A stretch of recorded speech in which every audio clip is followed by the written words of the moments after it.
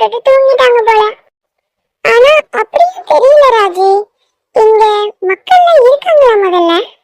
என்னங்க எவ்வளவு நேரங்க நம்ம இங்கேயே இருக்கிறது?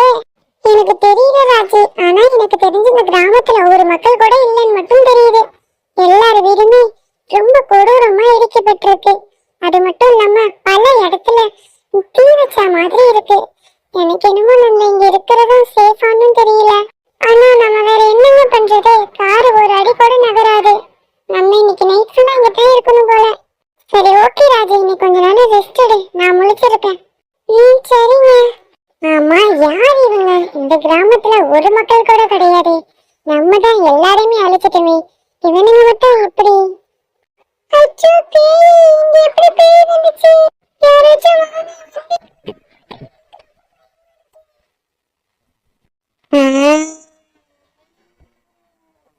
என்ன வசமா வந்து சிக்கி இருக்க? வா, முதல்ல நான் உன்னை சாப்பிடவா உன் மனைவியை சாப்பிடவா?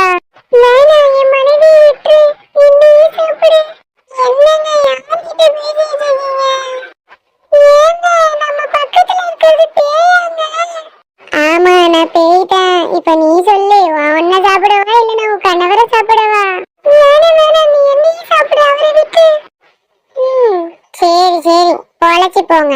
ரெண்டு பேரும் ஒத்துமையா இருக்கிறதுனால நீங்க வாழ தகுதி உடையவங்க. அது மட்டும் இல்லாம நீங்க வந்ததுல இருந்தே உங்களை நான் பார்த்துக்கிட்டு தான் இருக்கேன். உன்னை தூங்க விட்டுட்டு உன் கணவர் உனக்காக இங்க முழிச்சிட்டு உட்கார்ந்துருக்கான். நீங்க ரெண்டு பேரும் சந்தோஷமா வாழுங்க. நான் கிளம்புறேன்.